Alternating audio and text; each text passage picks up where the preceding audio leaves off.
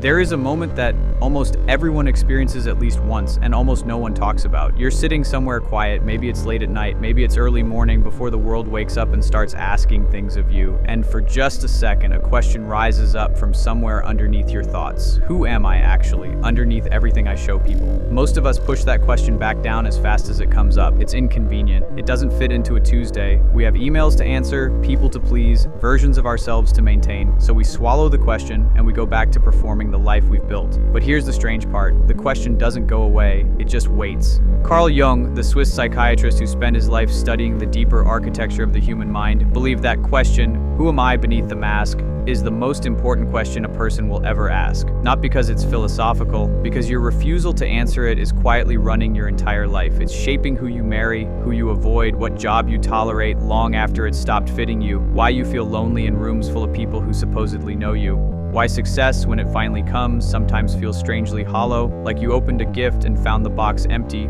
Jung had a name for this. He called it living from the persona, the mask, instead of living from the self. And he believed that almost everyone does it for years, sometimes for an entire lifetime, without ever realizing the mask has quietly become the whole face. If that sounds abstract right now, stay with me, because by the end of this, it won't be abstract anymore. It will feel like someone finally described the exact shape of a feeling you've had for years, but never had words for. We're going to talk about why the version of you that other people know might not be the real you.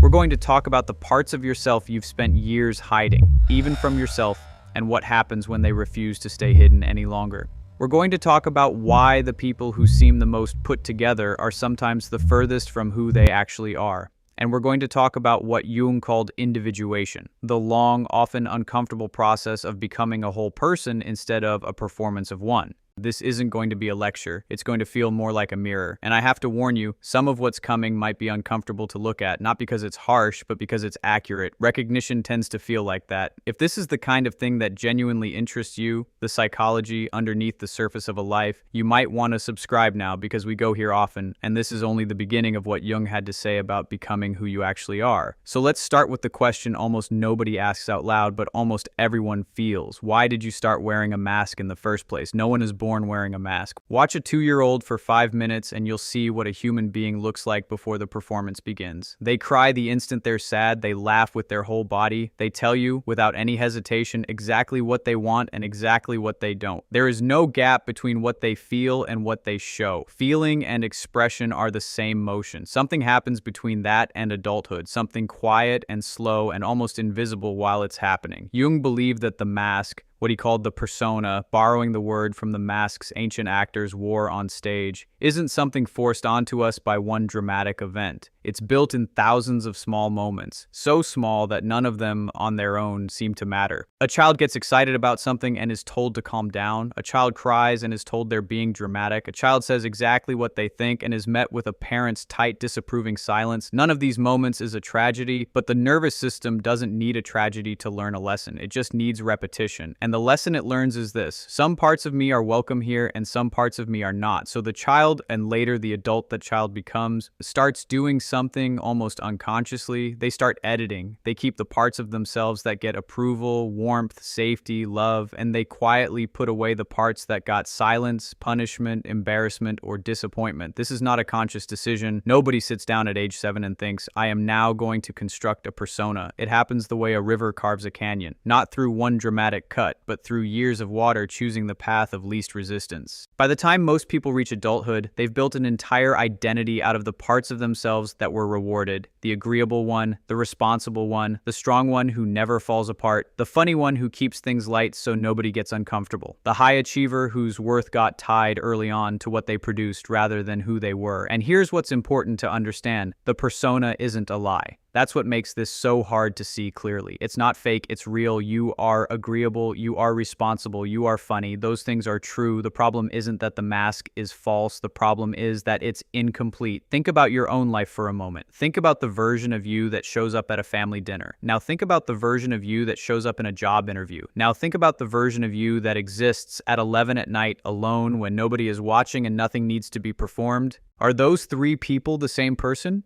Be honest. For most people, the answer is no, not entirely. There are overlaps, sure, but there are also entire rooms in the house of who you are that only one of those versions is allowed to enter. Jung would say this isn't unusual, it's universal. We all have a persona. In fact, he believed we need one. A certain amount of social mask is necessary. You don't walk into a funeral and unleash your unfiltered internal monologue. You don't tell your boss exactly what irritated you about their meeting. Society requires a degree of self-management, and that's not dishonesty, that's maturity. But here's where most people quietly get trapped without ever noticing the trap closing. At first, the persona is something you wear, a costume you put on for specific situations, work, first dates, meeting your partner's parents, and take off when you're home, alone, safe. But for many people, somewhere along the way, the costume stops coming off. It happens slowly. You get so good at being agreeable that you stop noticing when you actually disagree. You get so used to being the strong one that you forget how to ask for help or even recognize that you need it. You get so identified with being impressive that ordinary, unremarkable moments, the ones where most of real life actually happens, start to feel like failure. And one day, maybe in your 30s, maybe in your 40s, maybe much later, you're lying awake and a strange, quiet dread moves through you. Not sadness exactly, something closer to disorientation, a feeling that you've been living someone else's life extremely well. This is where most people make the mistake that keeps them stuck for years, sometimes for the rest of their lives. They assume the discomfort means something is wrong with them, that they should be grateful, that they're being ungrateful or dramatic or ungrounded for feeling hollow inside a life that looks from the outside like it's working. But Jung would tell you the opposite. He'd tell you that feeling is not a malfunction.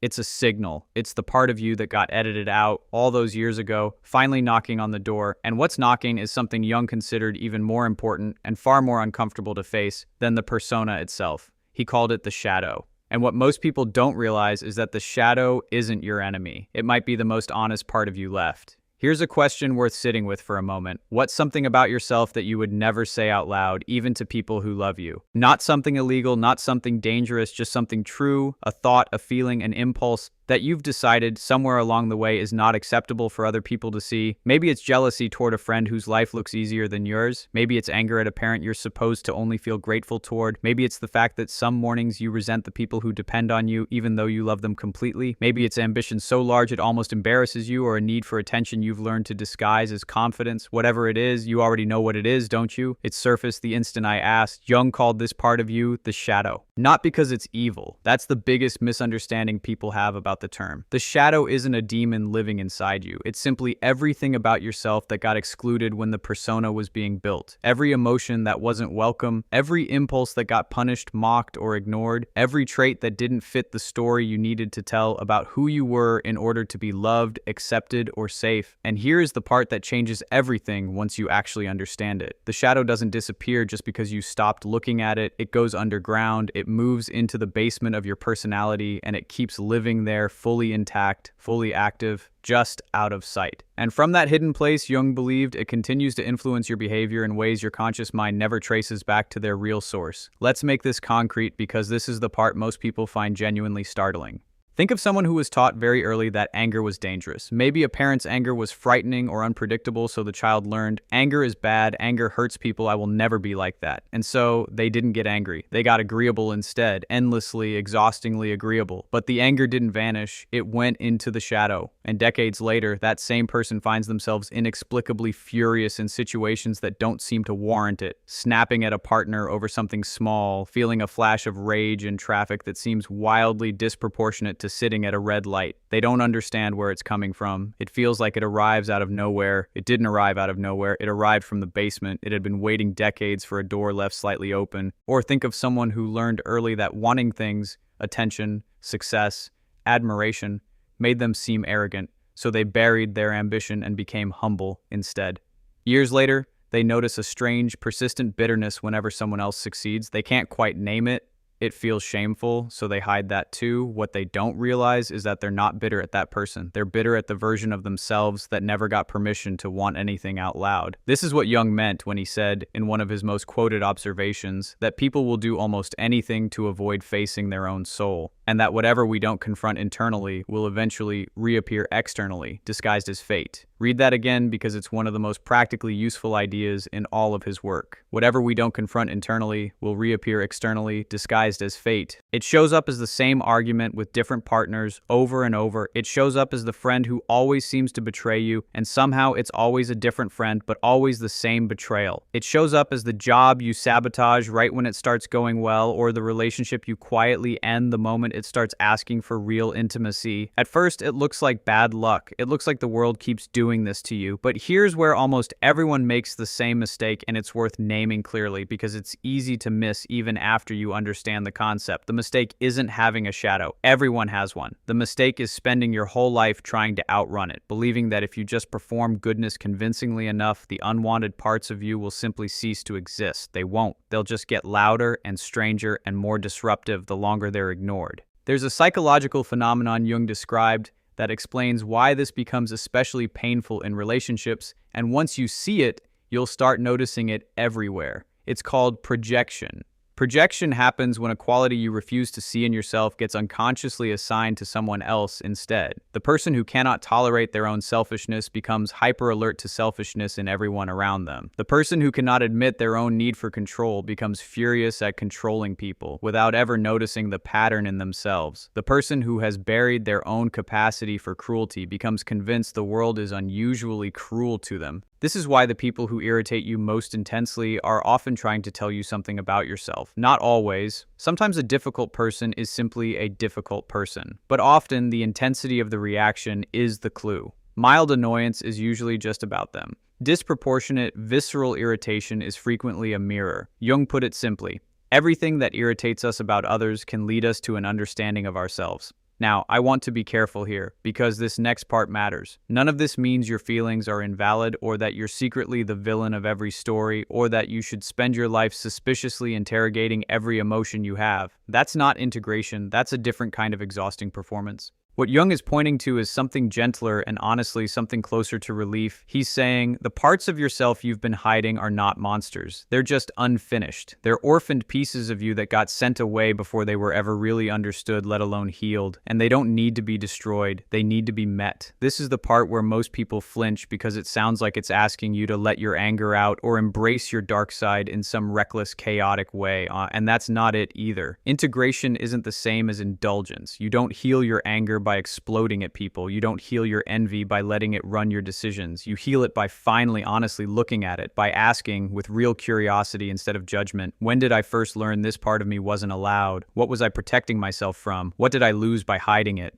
This is uncomfortable work. There's no way around that. Jung himself described this stage of psychological growth as facing your own darkness, and he meant it. It can feel for a while like things are getting worse instead of better. Old wounds that were sealed over for years suddenly feel raw again. Emotions you thought you dealt with resurface with surprising force. If you've ever gone through a period like that, like where you started doing real inner work and everything seemed to get harder before it got easier, I'd love to know in the comments what that stretch of your life looked like. Sometimes just naming it out loud and seeing that other people recognize it too makes it feel less like something broken and more like something human. Because here's the thing Jung wanted people to understand, and it's the reason this stage, as uncomfortable as it is, isn't the end of the story. It's the doorway. You cannot become whole by only keeping the parts of yourself that were easy to love. Wholeness, by definition, requires everything. And what waits on the other side of that confrontation, once the mask starts to loosen, once the shadow stops being an enemy and starts being understood, is something Jung considered the single most important achievement of a human life. He didn't call it happiness, he called it becoming who you actually are. And the road there runs directly through the one place almost everyone tries hardest to avoid. There's a stretch of life that almost no one warns you about, and it doesn't have a good name, so most people just call it a crisis. You might know it as your late 20s, when the life you built in your early 20s suddenly stopped fitting like a jacket you grew out of overnight. You might know it as the year everything felt fine from the outside, but strangely unbearable on the inside. You might know it as the moment you achieved the thing you'd been chasing for a decade, and instead of relief, you felt an emptiness so specific it almost had a shape. Jung saw this pattern constantly in his patients, and what struck him most wasn't that it happened, it was who it happened to. It rarely happened to people whose lives were falling apart in obvious ways. It happened to people whose lives, by every external measure, were working. Successful people, accomplished people, people who had done everything they were supposed to do in the order they were supposed to do it, and had arrived somewhere that should have felt like the top of the mountain, only to find themselves standing there wondering why it felt like nothing at all. Jung had a striking way of describing what was actually happening beneath the surface. He said that a tree that wants to grow toward the sky must send its roots down into the dark. The higher you build a life on the surface, the more accomplishments, the more approval, the more polish, without ever going downward into the parts of yourself you've avoided, the more unstable the whole structure becomes. Eventually, something has to give.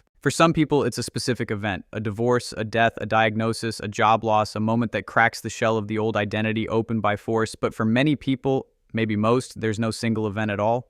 There's just a slow, creeping sense that the floor of their life has quietly become unreliable. Conversations that used to feel meaningful start to feel like static. Achievements that used to produce excitement now barely register. Relationships that once felt like home start to feel uncomfortably like a role they're performing rather than a connection they're living. If you've ever felt this, and I suspect many of you watching have, you probably also felt something else alongside it. Guilt.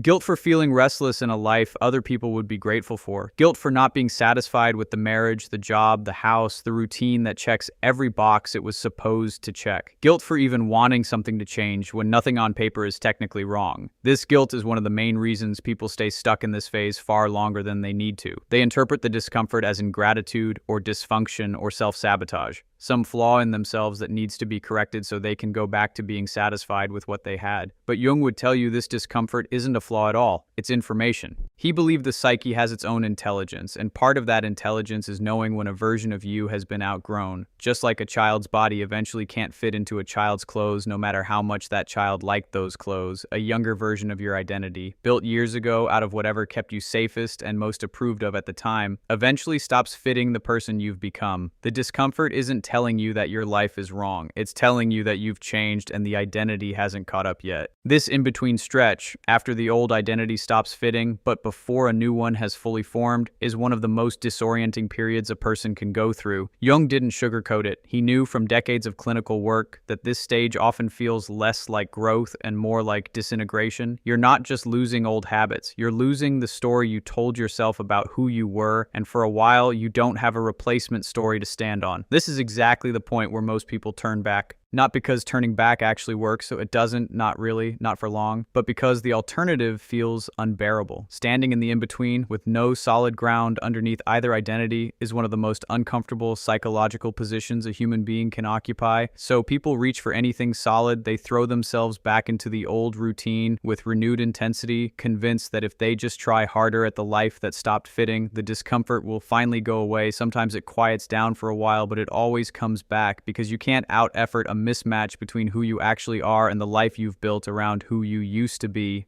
There's a particular kind of loneliness that shows up in this stage, and it deserves to be named honestly, because people rarely talk about it. It's the loneliness of changing while the people around you stay the same. Friends who knew the old version of you sometimes struggle to relate to the version that's emerging. Conversations that used to flow easily start to feel effortful. You're not rejecting these people, you still love them, but something has shifted in the space between you, and neither of you quite knows what to do with that shift. This is often mistaken for the relationship failing. Sometimes it is, but often it's simply two people growing at different speeds, and the discomfort of that mismatch gets misread as a sign that something is broken, when really it's just a sign that something is moving. Jung believed this entire stretch. The disorientation, the guilt, the loneliness, the sense of standing on ground that no longer feels solid is not a malfunction in the process of becoming who you are. It is the process. He called the larger arc of this transformation individuation, the lifelong project of becoming a complete, undivided person instead of a carefully edited performance of one. An individuation, he was clear, is not gentle. It asks you to let a version of yourself die. Not literally, psychologically. The identity you built to survive childhood, to be loved by your family, to succeed in your career, to be accepted by your particular corner of the world. That identity has to loosen its grip before something more whole can take its place. And identities, even ones that were never fully authentic to begin with, do not let go easily. They were built to keep you safe. Something in you will fight to protect that structure, even after it stops serving you, simply because it's familiar, and familiar has always meant safe. This is why, if you're in this stage right now, and some of you watching know exactly what I mean, it's worth hearing clearly. What you're experiencing is not you falling apart. It's an old, incomplete version of you finally being allowed to loosen, so a more honest one can take its place. That doesn't make it comfortable. Jung never promised comfort. What he promised was something more valuable and considerably rarer. He promised that on the other side of this dissolving, something begins to solidify that no external circumstance built and no external circumstance can easily take away. But before we get there, there's one more shift that has to happen first, and it might be the most quietly radical thing Jung ever asked of the people he worked with. He asked them to stop living for the room, to stop building a life designed primarily to be approved of. And what happens when a person actually does that, and what happens to their relationships, their energy, the way other people experience them, is where this gets genuinely fascinating. There's a specific kind of exhaustion that doesn't come from working too hard. It comes from being watched. Not literally watched. Most of us aren't under surveillance, but many people carry around an invisible audience in their minds at all times. The imagined reactions of parents, colleagues, exes, strangers on the internet, people from high school they haven't spoken to in 15 years, and without ever fully realizing it, they've been directing a performance for that audience their entire adult lives. Should I take this job? What will they think? Should I end this relationship? What will they say? Should I speak up in this meeting? Wear this? Want this? Say this out loud? The invisible audience weighs in on all of it, and most people never once ask whether the audience is even paying attention or whether their opinion should carry the authority it's been quietly given. Jung believed that one of the clearest markers of an unlived life, a life still governed by the persona rather than the self, is the degree to which a person's decisions are shaped by anticipated approval rather than genuine alignment. He wasn't talking about basic social awareness, the ordinary consideration you show other people. He was talking about something deeper, an entire internal decision-making system that runs on the question, will this be accepted, instead of the question, is this true for me? Here's what makes this so difficult to notice from the inside. Approval seeking doesn't feel like approval seeking while it's happening. It feels like being a good person. It feels like being considerate, humble, easy to get along with. It disguises itself as virtue so effectively that many people spend decades organizing their entire identity around it without ever suspecting that underneath the kindness is fear, the fear of what happens if they stop being liked. Think about the last time you agreed to something you didn't actually want to do, not something small like helping a friend move, something bigger, a career path chosen partly because it would make your family proud, a relationship extended past its natural expiration point because ending it would disappoint people or require an explanation you didn't want to give, an opinion softened again and again until it barely resembled what you actually thought because the sharper version might make someone uncomfortable. Multiply that by every day for years, and you start to understand why so many successful, accomplished, outwardly fine people describe a persistent, low-grade sense of not knowing who they are anymore. It's not a mystery. They've spent so long optimizing for approval that the muscle responsible for knowing what they actually want has quietly atrophied from disuse. Jung's insight here is sharper than simple advice like stop caring what people think, which is easy to say and nearly impossible to do, and honestly isn't even the right goal. He wasn't suggesting people should become indifferent to others or cold or performatively unbothered. That's just a different mask. The mask of not caring, which often hides just as much fear as the mask of trying too hard to be liked. What he was pointing toward is more precise. He believed real psychological maturity isn't the absence of caring what others think, it's the shift in what has final authority over your choices. In an unindividuated life, the audience has final authority. In an individuated one, you do. You can still care what people think, deeply even, while no longer letting that concern be the deciding vote. This shift sounds subtle. In practice, it changes almost everything. Consider two people receiving the same piece of criticism. The first person, still deeply governed by the need for approval, experiences it almost as an emergency. Their nervous system reacts as if something essential is under threat because in a very real sense, something is. Their sense of self has been built brick by brick out of other people's reactions, so disapproval doesn't just sting, it threatens to collapse the entire structure. The second person, further along in the process, Jung called individuation, feels the sting too. Criticism is never entirely painless, and it shouldn't be, but it doesn't destabilize them the same way. Their sense of self isn't hostage to this one person's opinion because it was never built on opinions in the first place. It was built on something more internal, something closer to their own honest assessment of who they are and what they value. This is why Jung associated psychological transformation with a very specific, very recognizable change in a person's presence long before it shows up as any visible difference in their circumstances. Their job might be the same, their apartment might be the same, nothing external has necessarily shifted at all, but something in how they occupy a room is different. They stop over-explaining themselves, they stop performing enthusiasm they don't feel to keep the peace. They get comfortable with the brief discomfort of someone being mildly disappointed in them because they've finally understood something most people spend their whole lives avoiding. You cannot be fully yourself and fully liked by everyone at the same time. Those two things were never actually compatible. Somewhere along the way, most of us were just never told that directly. And here's the part that tends to surprise people the most because it seems backward at first. When someone stops performing for approval, they often become more magnetic, not less. Not because they're trying to be, precisely because they've stopped trying. There's something in human beings that can sense almost instinctively the difference between a person who is performing safety and warmth to secure your approval and a person who is simply calmly being themselves regardless of your reaction. The second kind of presence is rarer, and rarity in this case reads as depth. People are drawn to it the way they're drawn to anything that feels solid in a world of performance. Not because it's trying to attract them, but because it isn't.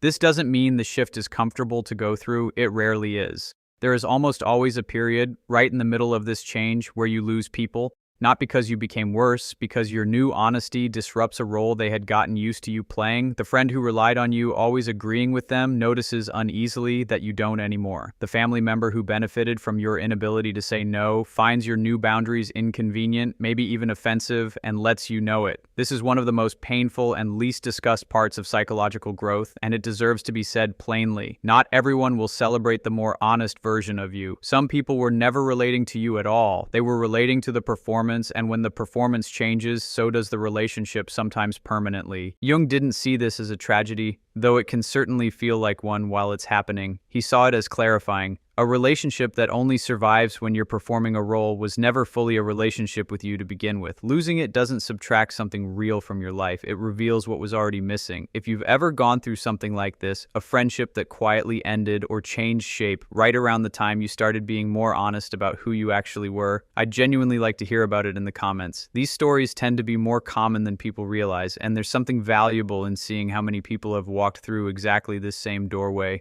What waits on the other side of that loss, though, is something Jung considered far more valuable than the approval it replaced. He called it, in various forms throughout his work, coming home to the self. Not the self you performed for other people, not the self assembled out of what earned you love as a child, but something underneath both of those. Something that was there before the mask was built and will still be there after the mask is finally, carefully set down. Getting there, though, requires facing one more piece of this puzzle, because it's one thing to understand intellectually that you've been living behind a mask. It's another thing entirely to understand why letting it go feels so much like dying. And that's not a metaphor Jung used loosely. He meant it with unusual precision. There's a reason people resist change even when the old version of their life has clearly stopped working, and it isn't stupidity and it isn't stubbornness. It's biology. Your sense of self isn't just a story you tell yourself. It's a structure your nervous system relies on for basic stability. From the time you were very young, your brain built an entire internal model of who you are, your traits, your role in your family, your place among your friends, the things you're good at, the things you avoid, the story that explains why you do what you do. That model isn't decorative, it's functional. It tells your nervous system what to expect from the world and what the world expects from you. It's the scaffolding that lets you walk into a room without your entire sense of reality falling apart. So when Jung talks about the old identity needing to die before a more authentic one can emerge, he isn't being dramatic for effect. He's describing something your body actually experiences as a threat. Psychologically speaking, the ego, the part of you built around this familiar identity, does not distinguish clearly between I am changing and I am ending. To the part of your brain responsible for keeping you safe, loosening your grip on a 20-year identity can register with something alarmingly close to the same signal as physical danger. This is why people who are clearly, obviously outgrowing an old version of themselves will still fight it, sometimes for years. Not because they enjoy suffering, because some part of them, operating far beneath conscious reasoning, has concluded that letting go of the old identity is not safe. Think about what this actually looks like in a life. Someone stays in a career that quietly drains them for a decade past the point they knew it was wrong for them. Not because they lack options, but because successful professional became so load-bearing to their identity that imagining life without that title felt less like a career change and more like erasure. Someone stays in a relationship long after the connection has become a performance because being half of a couple has become so central to how they understand themselves that being single again doesn't feel like freedom freedom. It feels like disappearing. This is the piece most people miss when they try to change through willpower alone. They treat identity change like a behavioral problem.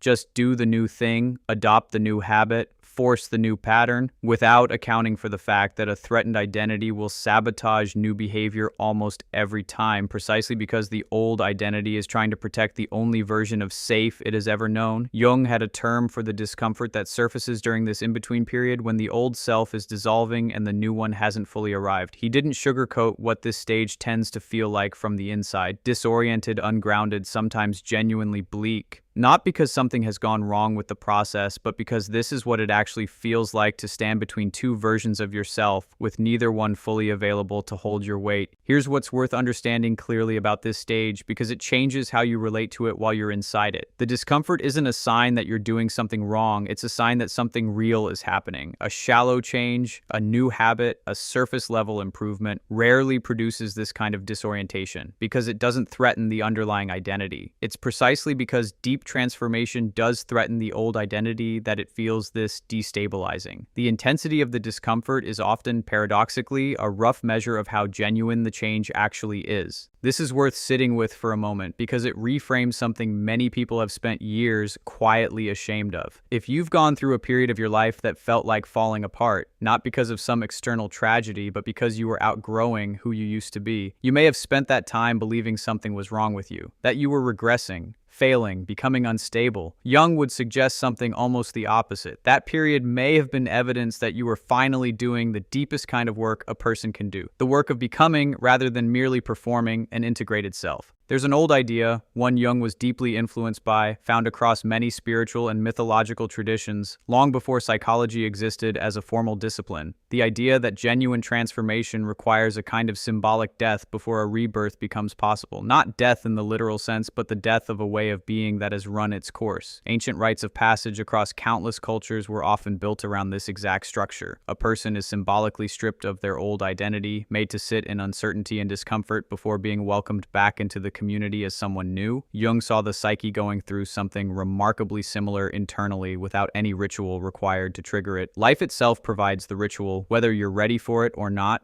What tends to separate the people who move through this stage from the people who stay stuck in it for years, sometimes decades, isn't intelligence or willpower or even circumstance. It's whether they can tolerate the discomfort of the in-between long enough to let the process complete itself, instead of retreating back to the old identity the moment the uncertainty becomes unbearable.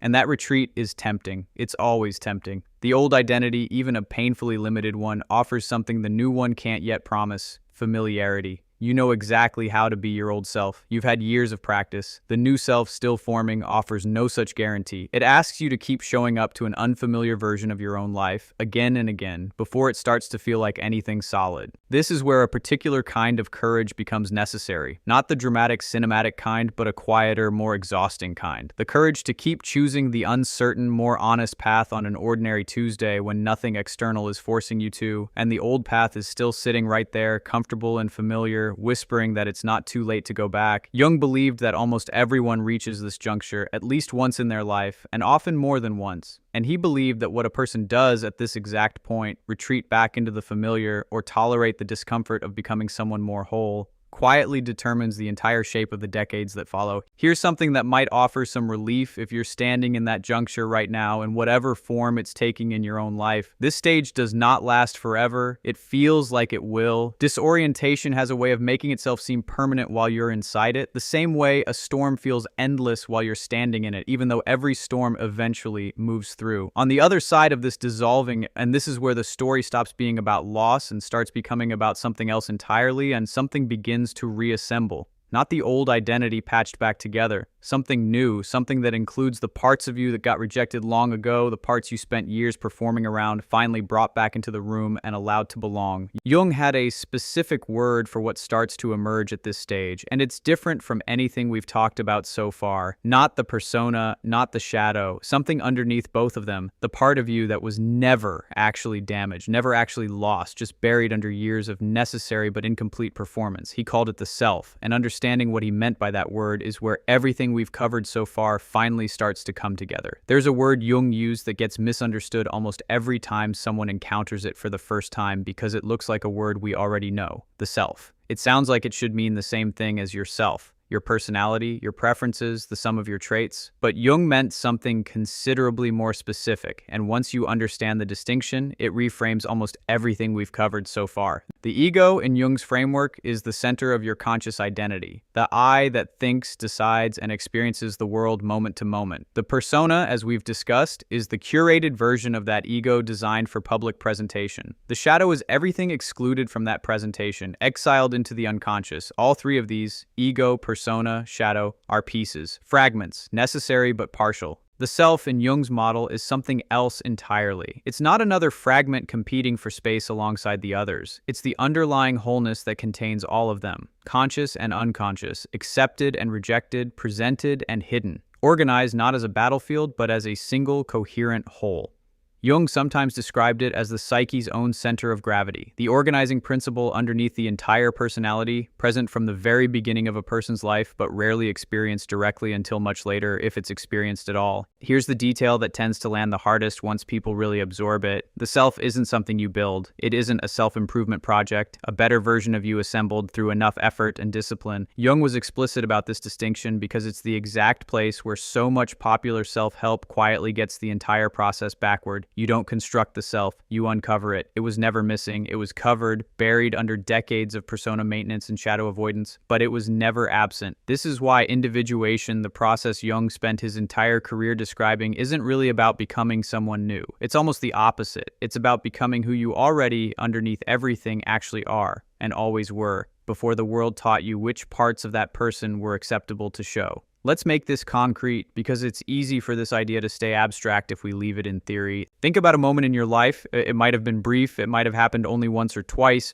when you felt completely unself-consciously yourself, not performing, not managing anyone's reaction, not calculating what version of you this situation called for, just present, whole, unguarded. Maybe it happened alone in nature. Maybe it happened in a rare conversation with someone who somehow made honesty feel safe. Maybe it happened doing something you loved so completely that you forgot for a while to monitor how you looked doing it. Notice what that moment actually felt like. For most people, describing it, the word that comes up again and again isn't excitement or pride or even happiness in the usual sense. It's relief, a kind of exhale, as if something that had been quietly straining the whole time had finally been allowed to rest. That, Jung would say, is a glimpse of the self, not a new personality arriving from somewhere else. The actual you, present and unguarded for however brief a window before the persona resumed its usual maintenance work. Most people experience these moments as exceptions, rare, almost accidental interruptions in an otherwise managed life, rather than recognizing them as the truest available evidence of who they actually are underneath the performance. Individuation, in practice, is the slow, often difficult work of making that relief less exceptional, of shrinking the gap between the rare moments you feel fully yourself and the rest of your ordinary, unremarkable days. This is where the earlier stages we've talked about finally connect into a single, coherent process rather than a series of separate struggles. Facing the shadow, looking honestly at the anger, the envy, the ambition, the need, all the parts of yourself that got exiled for being inconvenient, isn't a punishing detour on the way to wholeness. It's a prerequisite for it. You cannot integrate what you refuse to look at. Every disowned part of yourself that stays hidden in the unconscious continues to operate from there invisibly, whether you acknowledge it or not, showing up as projection, as unexplained reactivity, as the same painful pattern recurring with different names attached to it. Integration doesn't mean acting on every impulse the shadow contains. It means knowing it's there, understanding where it came from, and no longer being unconsciously controlled by what you refuse to see. Loosening your grip on the need for approval isn't really about becoming indifferent to other people. It's about relocating the final authority over your life from the audience back to yourself so your choices can finally reflect something more stable than the shifting weather of other people's opinions. And the disorientation of the in-between stage, of the falling apart that isn't really falling apart, isn't a detour either. It's the necessary cost of loosening an old identity's grip enough for something more complete to take its place. You cannot skip that discomfort and arrive at wholeness by some easier route. Jung was fairly clear on this point across decades of clinical work.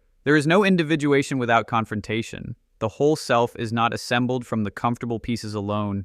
What emerges when all of this genuinely takes hold, not perfectly, not permanently, because this is never a finished project, but meaningfully, noticeably, is a kind of internal coherence most people spend their entire lives without ever fully experiencing. Not the absence of difficult emotions, not constant peace, something quieter and more durable than either of those. A sense of being the same person in the empty apartment at midnight that you were at the dinner party. A capacity to feel anger, envy, fear, ambition without needing to disown any of it or perform its opposite. A stability that doesn't depend on circumstances staying favorable because it was never built out of circumstances in the first place. Jung believed this integration changes people in ways that are visible before they're ever explained, not because they suddenly achieve more or become more impressive by external measures. Often the opposite. People who reach this stage frequently care less about impressiveness than they ever have before. What changes is something in their presence, a steadiness. An absence of the low-grade performance anxiety that most people carry so constantly they've stopped noticing it's there at all. People around them can sense it, even if they can't quite name what's different. It reads, without anyone intending it to, as a kind of quiet authority. Not the loud kind, not dominance, just the settled quality of someone who is no longer at war with themselves. This is worth pausing on because it directly contradicts one of the most common assumptions people carry about self-improvement. Most of us were taught implicitly that becoming better means adding more discipline, more achievement, more polish, more control. Jung's model suggests something almost the reverse. The most significant transformation available to a person isn't addition, it's integration. Not becoming more than you were, but finally becoming all of what you already were, instead of the carefully edited fraction the world found easiest to approve of. If any part of this has been landing for you, if you've recognized pieces of your own life somewhere in the last few chapters, I'd genuinely like to know. Which part of yourself do you think you've spent the most time hiding? You don't need to share the specific content of it in the comments if that feels too exposing. Even naming which category it falls into, anger, ambition, need, fear, desire, can be a small, honest step in exactly the direction we've been describing this whole time. There's one more piece of this that Jung considered essential, and it might be the most quietly practical thing in his entire body of work, because it answers the question almost everyone eventually asks once they understand everything we've covered so far. All right, I understand the mask, I understand the shadow, I understand the self underneath both, but how does someone actually begin? Where does this work start practically in an ordinary life that doesn't pause for any of this?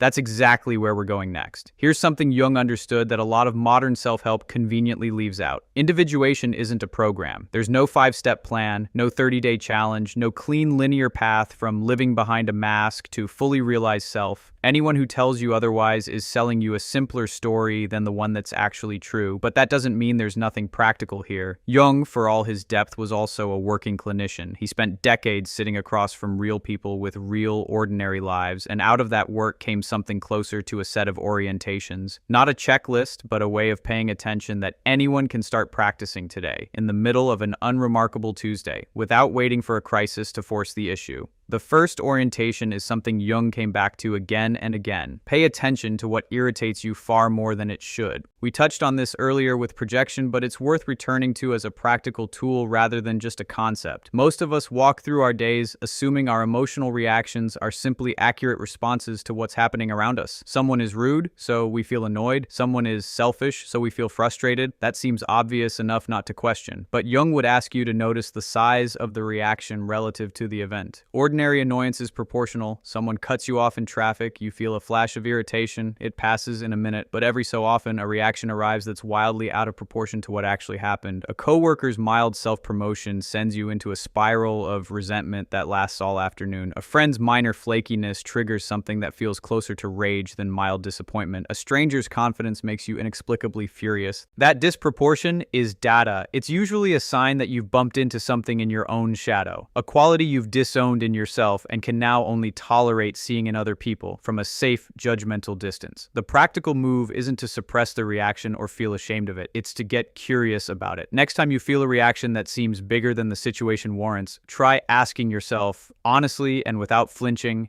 is there any version of this quality in me that I've refused to look at? This single habit, practiced consistently, does more to reveal the contents of your own shadow than almost anything else Jung ever suggested. It doesn't require therapy or meditation retreats or any special circumstance. It just requires honesty in the ordinary moments when your emotions spike higher than the situation seems to justify. The second orientation is subtler, and it involves paying attention to your body rather than your thoughts. Jung believed the unconscious communicates communicates constantly, but rarely in words. It speaks through dreams, yes, but also through something far more accessible in daily life. The physical sensations that arise before your conscious mind has finished rationalizing a decision, that tightness in your chest right before you say yes to something you don't actually want to do, the heaviness that settles in before a phone call you've been avoiding, the specific, almost bodily relief that shows up when you finally tell someone the truth you'd been softening for weeks. Most people override these signals constantly because the conscious mind is very good at generating reasonable-sounding justifications for whatever the persona has already decided is the acceptable choice. But the body tends to be more honest than the justification. Learning to notice it, not obey it blindly but notice it and let it inform the conversation rather than get silenced by it,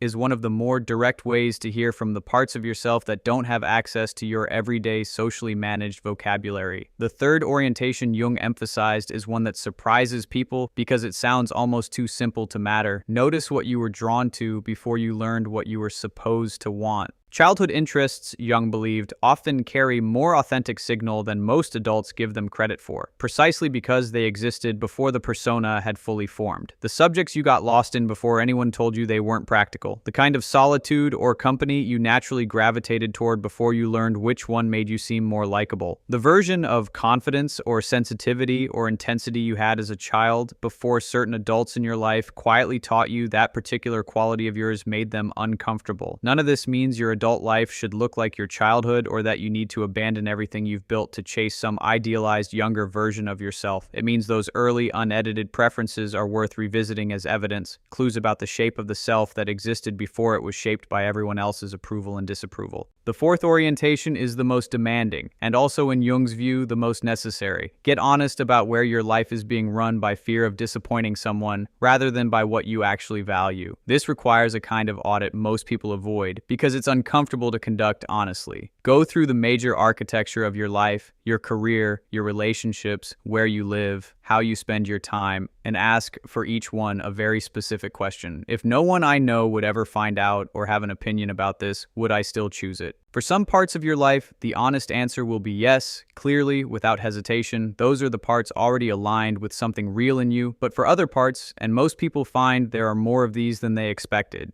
the honest answer involves a flicker of discomfort, a small internal wince that reveals the true engine behind the choice isn't desire, it's the management of someone else's expectations. You don't have to blow up your life over what this audit reveals. That's not the point, and Jung wasn't advocating for reckless upheaval as a spiritual practice. The point is simply to know clearly and honestly which parts of your life are actually yours and which parts are performances you've been maintaining so well for so long that you forgot they were ever a performance at all. Awareness alone changes your relationship to those parts of your life even before you decide what, if anything, you're going to do about them. The fifth orientation is perhaps the gentlest and also the one people underestimate the most. Give yourself permission to change your mind about who you are. One of the quiet tragedies Jung observed in his patients was how many of them clung to identities they'd outgrown simply because those identities had once been true, and changing felt somehow like admitting the earlier version had been a lie. It wasn't a lie. It was accurate for a season of your life that has since ended. The person who was fiercely independent for years is allowed to want partnership now, without that meaning their independence was fake. The person who built an identity around achievement is allowed to want rest now, without that meaning their ambition was hollow. Identity isn't a promise you made once and are obligated to keep forever. It's something alive, meant to keep evolving as you do. None of these 5 orientations require you to overhaul your life overnight. That's actually the point. Individuation, Jung believed, doesn't happen through dramatic, sweeping gestures nearly as often as popular culture likes to suggest.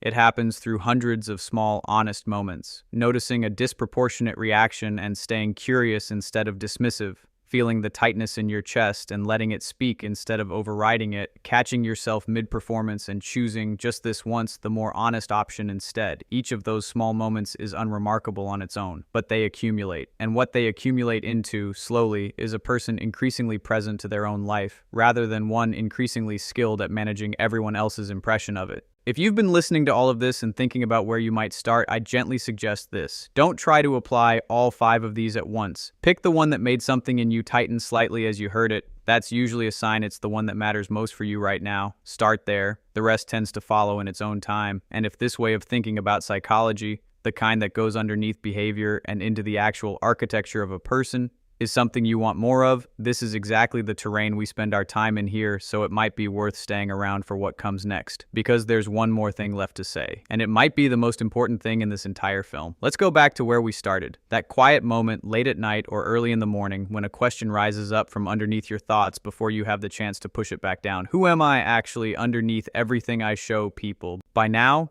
that question probably sounds a little different than it did an hour ago. It's not a question about finding some hidden, exotic version of yourself that's been waiting somewhere far away in a life you haven't lived yet. Jung never believed the real you was somewhere else. He believed it was right here, underneath the performance, closer than it has ever felt. Think about everything we've walked through together. The mask you built, one small moment of approval and disapproval at a time until it fit so well you forgot it was ever separate from your face. The shadow, every part of you that got exiled for being inconvenient, still fully alive, still influencing you from the basement of your own mind, showing up as the argument that keeps repeating, the reaction that feels bigger than the moment, the pattern that follows you from one relationship, one job, one chapter of your life into the next, the slow, disorienting collapse of an identity you'd outgrown, which felt like falling apart but was actually the opposite. Space finally being cleared for something more complete. The quiet, radical shift of no longer letting an invisible audience cast the deciding vote on your own life. And underneath all of it, waiting the entire time, not built but uncovered, the self. The version of you that existed before the world taught you which parts of yourself were acceptable to show. Here is the insight Jung wanted people to sit with more than any other, and it's worth hearing clearly one final time because it's easy to intellectually understand and still miss on the level that actually changes a life. You are not becoming someone new. Everything genuinely difficult about this process, the discomfort, the disorientation, the grief of losing relationships that only survived on your performance, the strange vertigo of not quite knowing who you are in the middle of becoming who you are, all of it can trick you into believing you're constructing something from nothing, building a better self out of raw effort and discipline, the way you might build a career or a body or a bank account. But that was never what this was. What you're doing every time you notice a disproportionate reaction and choose curiosity instead of dismissal, every time you let the tightness in your chest tell you something true instead of overriding it, every time you choose the more honest option instead of the more approved one. What you're doing in each of those unremarkable moments is not building, it's remembering. You are remembering a person who was whole before the world got its hands on you, before anyone taught you that your anger was too much, or your ambition was unbecoming, or your need for something more was ungrateful. That person didn't disappear. Jung would tell you they couldn't disappear, not really. They were only ever covered, waiting, patient in a way nothing else in your life has been for you to finally come looking. This is why individuation, for all its difficulty, ultimately moves towards something Jung described not as excitement, not as triumph, but as peace. A specific, quiet kind of peace that doesn't depend on your circumstances staying favorable because it was never built out of circumstances to begin with. The peace of no longer needing to perform two different people depending on who's in the room.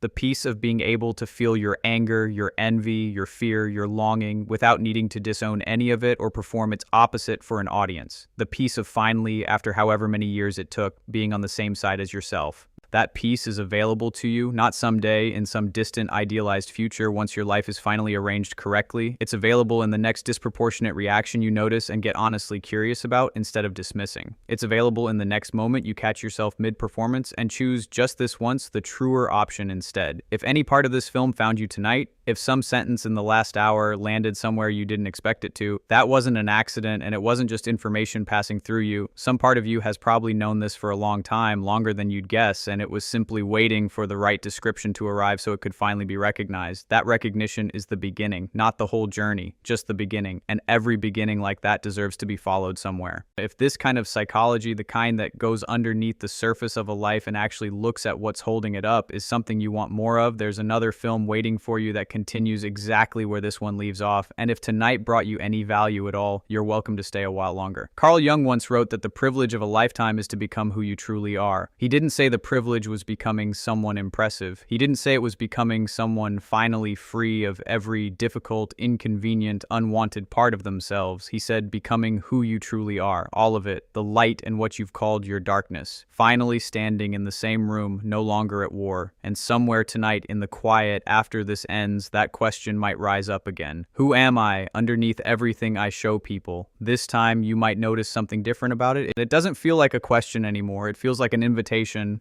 And individuation, he was clear, is not gentle. It asks you to let a version of yourself die. Not literally, psychologically. The identity you built to survive childhood, to be loved by your family, to succeed in your career, to be accepted by your particular corner of the world, that identity has to loosen its grip before something more whole can take its place. And identities, even ones that were never fully authentic to begin with, do not let go easily. They were built to keep you safe. Something in you will fight to protect that structure even after it's stopped serving you simply because it's familiar, and familiar has always meant safe. This is why, if you're in this stage right now, and some of you watching know exactly what I mean, it's worth hearing clearly. What you're experiencing is not you falling apart. It's an old, incomplete version of you finally being allowed to loosen so a more honest one can take its place. That doesn't make it comfortable. Jung never promised comfort. What he promised was something more valuable and considerably rarer. He promised that on the other side of this dissolving, something begins to solidify that no external circumstance built, and no external circumstance can easily take away. But before we get there, there's one more shift that has to happen first, and it might be the most quietly radical thing Jung ever asked of the people he worked with. He asked them to stop living for the room, to stop building a life designed primarily to be approved of. And what happens when a person actually does that? What happens to their relationships, their energy, the way other people experience them,